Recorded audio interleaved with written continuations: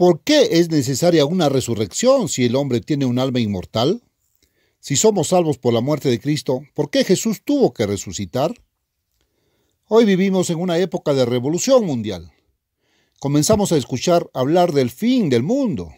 Hoy nos enfrentamos a una pregunta dual, no solo respecto al hombre, sino ahora también respecto a la civilización. Necesitamos encontrar la respuesta a la pregunta formulada por el patriarca Job. Si el hombre muriere, ¿volverá a vivir? Este debe ser un tiempo de esperanza, porque incluso si este mundo muere, y lo hará, seguirá una resurrección de un mundo nuevo y mejor, un mundo de paz, un mundo de satisfacción, felicidad, abundancia, alegría. Ahora, como nunca antes, debemos darnos cuenta de que el eterno Dios está cumpliendo un propósito aquí en la tierra, y que su gran plan implica una resurrección dual. La resurrección del individuo y también la resurrección de un mundo moribundo. Muy pocos, de hecho, tienen algún concepto de la naturaleza de la resurrección. Tú vives hoy en un tiempo diferente, completamente diferente de cualquier tiempo pasado en la tierra. Usted está destinado, como ninguna generación pasada, a vivir en dos mundos. Sí, este mundo se está muriendo. Ese es el verdadero significado del caos mundial hoy. Pero habrá una resurrección. ¿Y capta esto? El cuerpo resucitado no es el mismo cuerpo que antes muere. ¿Por qué Dios Todopoderoso necesitaba proveer para alguna resurrección? ¿Cuál es el propósito de la resurrección? ¿Qué significa? La mayoría de las personas de alguna manera han llegado a creer que Cristo completó el plan de redención de Dios en la cruz, mediante su muerte. Pero si la salvación se hizo plena y completa por la muerte de Jesús, entonces, ¿por qué hay alguna necesidad de por qué la gente celebra la resurrección de entre los muertos? A menudo escuchas a la gente decir, Cristo murió para salvar a los pecadores. Muchos suponen que es una cita bíblica, pero no lo es. Muchos creen firmemente que la muerte de Cristo nos imparte vida eterna, que es la sangre de Cristo, su muerte la que realmente salva, la que imparte vida eterna. Muchos de ustedes se sorprenderán al saber que la Biblia dice que no hay tal cosa. ¿Qué cosa tan contradictoria y totalmente anticientífica estaría declarando la Biblia, si pudieras encontrar eso en la Biblia? No existe una ley más básica y firmemente establecida conocida por la ciencia que la ley de la biogénesis, que solo la vida puede engendrar vida. La muerte no tiene poder para impartir vida. La vida no puede brotar de la materia muerta. El vivir no viene del no vivir. Dios Todopoderoso creó esa ley. ¿Por qué entonces fue necesario que Cristo muera por nosotros, que derramó su sangre? Entendamos. Las Escrituras revelan que todos han pecado y la pena por el pecado es la muerte. El castigo es la muerte. Sí, la muerte por toda la eternidad. Castigo eterno. La definición bíblica de pecado es la transgresión de la ley de Dios, la ley espiritual, inmutable e inexorable del amor, resumida en los 10 mandamientos. Dios estableció esa ley, de hecho, la puso en marcha para hacer felices a los hombres. Es el camino a la paz, a la prosperidad, a la alegría. Es la forma de vida perfecta. Es la manera de disfrutar la vida al máximo. Este mundo está lleno de luchas y guerras, miedo y preocupación, pobreza y miseria, descontento y sufrimiento, solo porque los hombres han transgredido esa ley espiritual santa.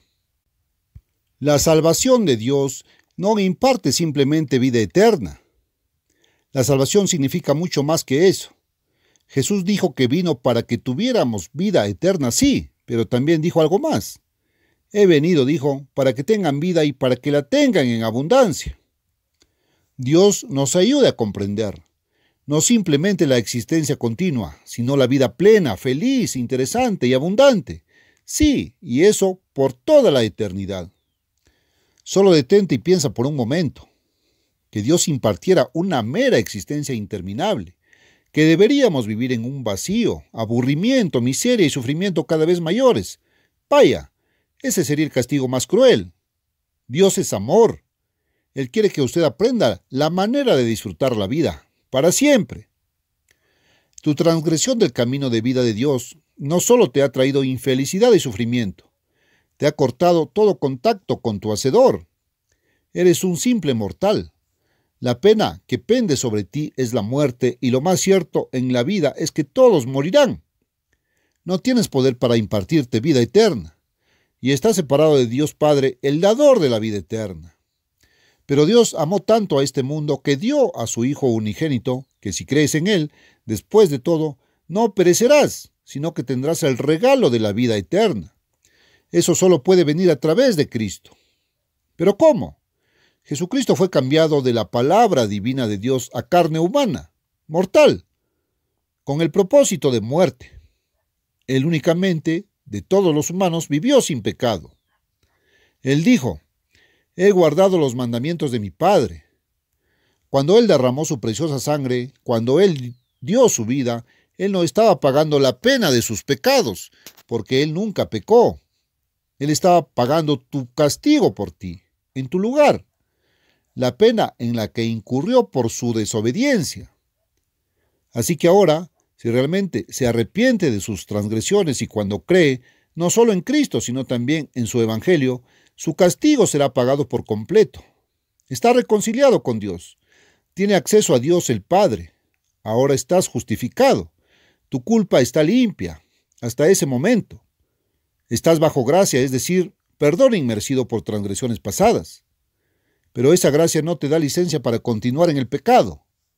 Como escribió el apóstol Pablo, ¿en qué pues continuamos en el pecado, transgrediendo la ley de Dios para que la gracia abunde? No lo quiera. La justificación se refiere solo a un pasado culpable. Pero ahora, ¿dónde estás parado? ¿Está usted ahora automáticamente ya guardado? Ciertamente no lo estás. No se dejen engañar. La muerte de Cristo no imparte vida eterna. Para ser salvo por la muerte de Cristo, simplemente eres justificado, tu culpa pasada eliminada, reconciliado con Dios, simplemente estás preparado para que puedas ser salvo. Ahora tienes acceso a Dios, de quien viene la vida eterna. La sangre de Cristo finalmente no te salva, y si Cristo hubiera permanecido muerto, no tendrías salvación. Nunca podrías tener vida eterna. Aquí está la gloriosa verdad. Aquí está el punto que quiero que entiendas finalmente. Eres salvo. Recibes vida eterna por la resurrección de Cristo, del Cristo viviente, no de un Salvador muerto. Está en tu Biblia. Vuélvase hacia Él. Mírelo con sus propios ojos. Vaya a Romanos 5 del 8 al 10. Dios muestra su amor para con nosotros en que, siendo aún pecadores, Cristo murió por nosotros. Entonces, mucho más, estando ahora justificados en su sangre, seremos salvos de la ira por medio de Él. Porque si siendo enemigos, fuimos reconciliados con Dios por la muerte de su Hijo, mucho más, estando reconciliados, seremos salvos por su vida. Ahí está. ¿Lo ves? ¿Comprendes? Somos perdonados, justificados de la culpabilidad pasada, reconciliados con el Padre por la muerte de Cristo. Pero seremos salvos no por su muerte, sino por su vida. Sí, por su resurrección. En 1 Corintios 5, 7 y 8, el apóstol Pablo estableció el mandamiento para la iglesia. Cristo, nuestra Pascua, es sacrificado por nosotros. Por tanto, celebremos la fiesta. La iglesia verdadera original que Jesús construyó guardó la Pascua y la fiesta de los panes sin levadura. No la Pascua pagana. La Pascua era el memorial de la muerte de Cristo, observada en su aniversario, representando nuestra justificación de los pecados pasados, nuestro ser reconciliados con Dios. Por lo tanto, como dijo Pablo, quitemos el pecado de nuestras vidas, porque Dios le dio a su iglesia la fiesta de los panes sin levadura para representarla. También este festival de Dios representó al Cristo resucitado. Y así, como Cristo murió por nosotros y resucitó de nuevo, el pueblo de Dios es instruido. Romanos 6:11.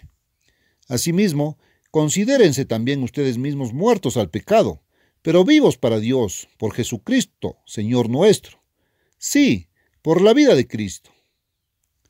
La resurrección de Cristo hace posible nuestra resurrección a la vida inmortal en la muy divina familia de Dios. Él es solo el primogénito de muchos hermanos.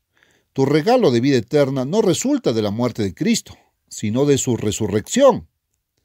Supongamos que Jesucristo hubiera permanecido muerto en su tumba. ¿Supones que en ese caso tu fe en su sangre, su muerte, podría haberte salvado? Si lo hace, estarías confiando en una falsa esperanza. Es hora de que nos demos cuenta de la verdad. Fíjate de nuevo, lee esto en tu Biblia, 1 Corintios 15, 14 al 18. Si Cristo no resucitó, vana es entonces nuestra predicación y vana es también vuestra fe. Si Cristo no resucitó, vana es vuestra fe. Entonces también los que durmieron en Cristo perecen, a menos que Cristo resucitara de entre los muertos. ¿Comprendes la maravillosa verdad? Cristo no es un Salvador muerto, resucitó de entre los muertos. Él es nuestro Salvador viviente. Pero Él estaba muerto. Se levantó de la muerte, no de la vida. Fue el Padre Eterno quien lo resucitó, quien le impartió vida eterna. Jesucristo se hizo hombre mortal con el propósito mismo de la muerte, para pagar la pena, la muerte, por ti y por mí. Él era mortal. Él murió. Tú eres mortal. Morirás. Y no hay vida inmortal ni posibilidad de ella en el hombre mortal.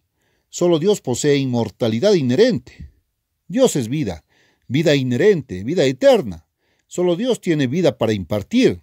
Podemos tenerlo solo como su regalo. Las Escrituras no enseñan que el alma que pecare seguirá viviendo para siempre, sino que el alma que pecare muere. Ezequiel 13:4. Y todos han pecado. Has pecado. Millones de personas hoy en día han aprendido a odiar a otras personas. La gente aprende a odiar en tiempo de guerra. ¿Tienen ellos vida eterna inherente? ¿Tienen ellos un alma inmortal? ¿Hay alguna vida eterna inherente en ellos?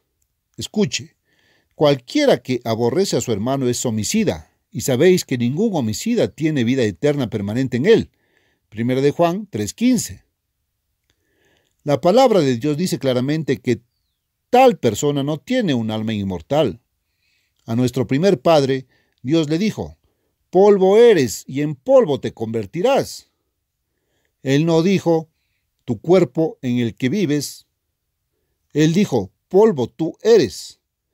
Tu Biblia dice, el hombre es mortal, pero en ninguna parte dice que es inmortal. El hombre es carne mortal, sujeto a corrupción, muerte. Todos han pecado y la pena es muerte por toda la eternidad, muerte eterna.